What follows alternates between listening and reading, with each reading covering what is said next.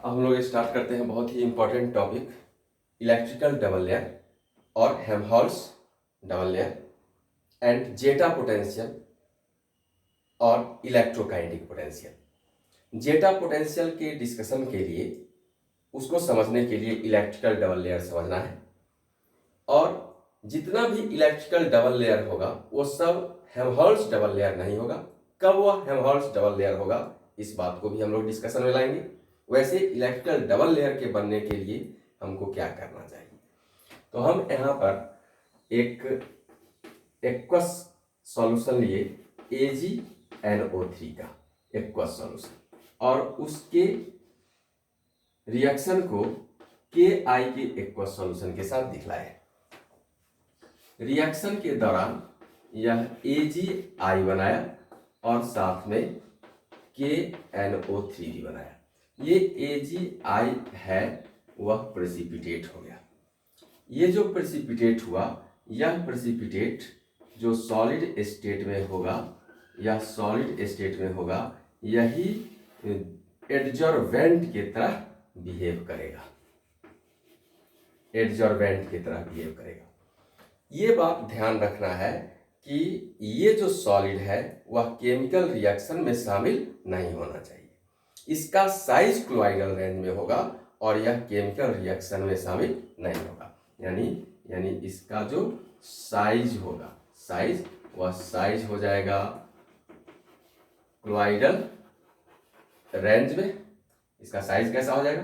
क्लोइडल range में, और यह केमिकल रिएक्शन में शामिल नहीं होगा। यानी डू नॉट शो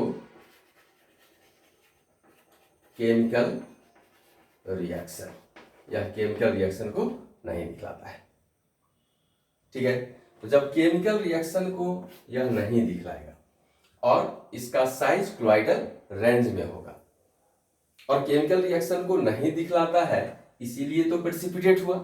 क्योंकि प्रेसिपिटेट हुआ और उसके ऊपर तो सॉल्यूशन है लिक्विड स्टेट में, लेकिन उसके साथ यह अपना केमिकल रिएक्शन को नहीं दिखला पाता है। अगर दिखला पाता तो प्रेसिपिटेट नहीं बनता।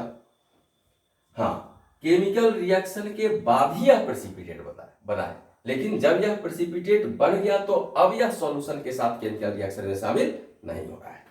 ठीक है, तो इस सॉलिड को आप एडजॉर्वेंट कंसीडर किए। अब ये जो एडजॉर्वेंट है, यह जो सॉलिड है एडजॉर्वेंट AgI, अब इस AgI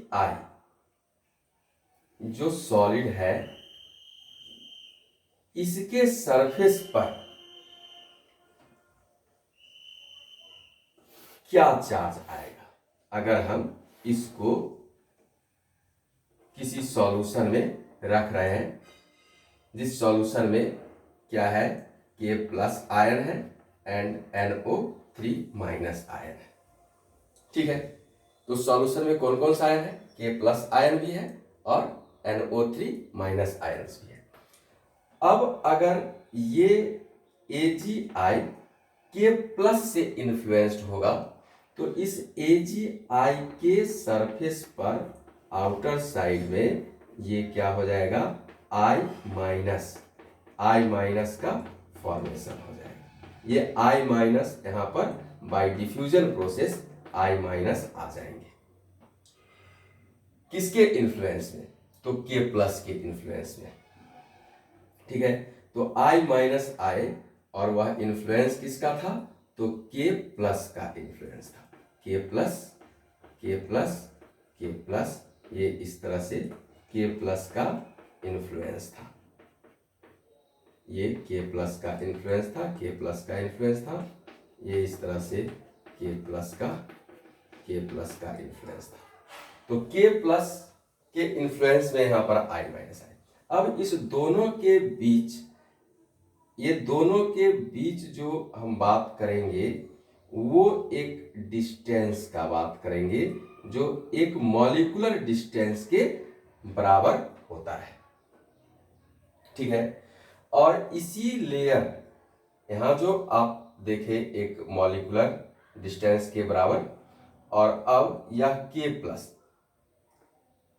और यहां पर जो दूसरा लेयर आएगा वह NO3 माइनस, यानी इस चीज को यहाँ पर एक्सप्रेस करें तो देखिए, तो ये जो AgI था, जो I माइनस सरफेस पर दिखला रहा था, ठीक है, और वह K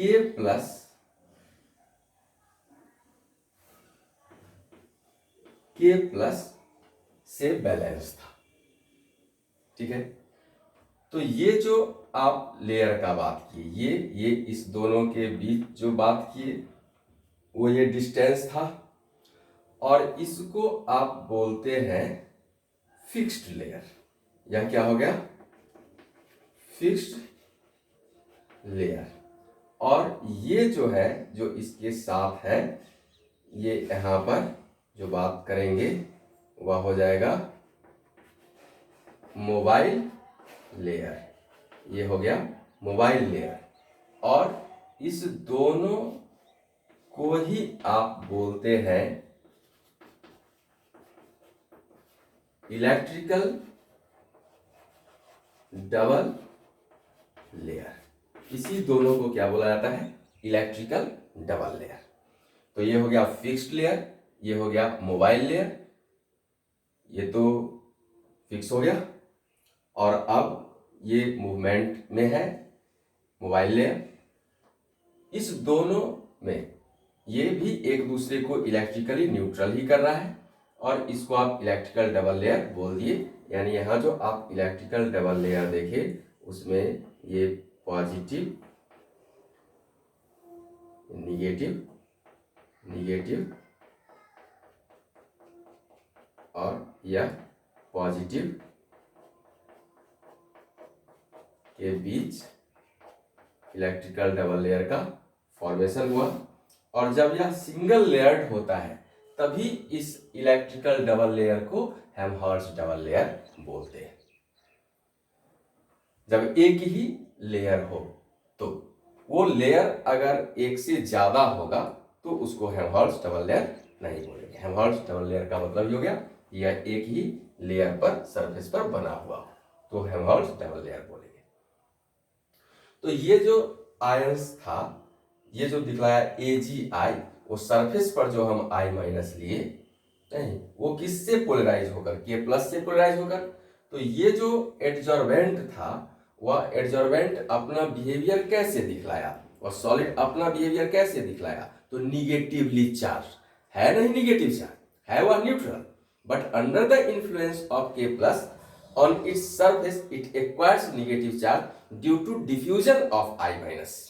उसके डिफ्यूजन की वजह से वह उस चीज को दिखला पा रहा है। इसी तरह से अगर हम इस सॉलिड का बात करें,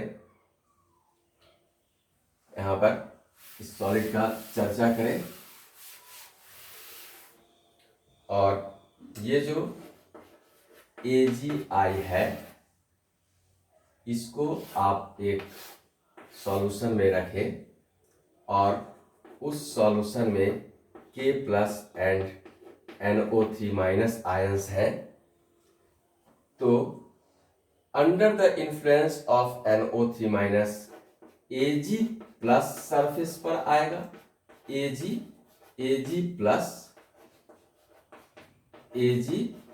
प्लस ही सरफेस पर आएगा, यह Ag प्लस ही सरफेस पर आएगा। और जब Ag प्लस सरफेस पर आया है तो यह न्यूट्रल ही, लेकिन bye diffusion process under the influence of NO3 minus Ag plus ion come on the surface of solid. अब इसके इन्फ्लुएंस में NO3 माइनस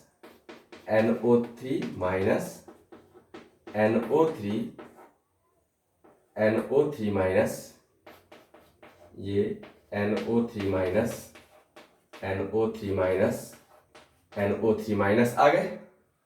इसको समझने के लिए हम लोग लिख दिए कि यह जो AgI था, अब उस AgI के सरफेस पर जो चार्ज था वह Ag प्लस था, but it is neutral. This charge is due to the diffusion of Ag plus under the influence of NO3 minus, और इसके अराउंड क्या आ गया था, तो NO3 माइनस। अगेन ये जो लेयर है यह क्या हो जाएगा, फिक्स्ड लेयर, और ये क्या हो जाएगा, मोबाइल लेयर, ये हो जाएगा मोबाइल लेयर। और इस दोनों लेयर को ही आप क्या बोलते हैं, इलेक्ट्रिकल डबल लेयर और हेल्महोल्ट्ज डबल लेयर। ठीक है, इतना बात समझ आ गया। अब इस हेल्महोल्ट्ज डबल लेयर या इलेक्ट्रिकल डबल लेयर के बीच जो पोटेंशियल डिफरेंस होगा उसी को बोलते हैं जेटा पोटेंशियल। यानी इस दोनों, ये जो इलेक्ट्रिकल डबल लेयर का फॉर्मेशन हुआ, इस दोनों के बीच जो पोटेंशियल डिफरेंस क्रिएट होगा उसी पोटेंशियल डिफरेंस को आप क्या बोलते हैं, तो जेटा पोटेंशियल, इसी को बोला जाता है जेटा पोटेंशियल। ये टॉपिक हुआ कंप्लीट आपका। अब कल के क्लास में हम एंजाइम टॉपिक पढ़ेंगे, टॉपिक लास्ट हो जाएगा, और मंडे के क्लास से बहुत ही इंपॉर्टेंट टॉपिक ना चाहते हुए भी लेकिन स्टार्ट तो करना ही पड़ेगा, coordination compound 9th unit volume 1 chemistry में।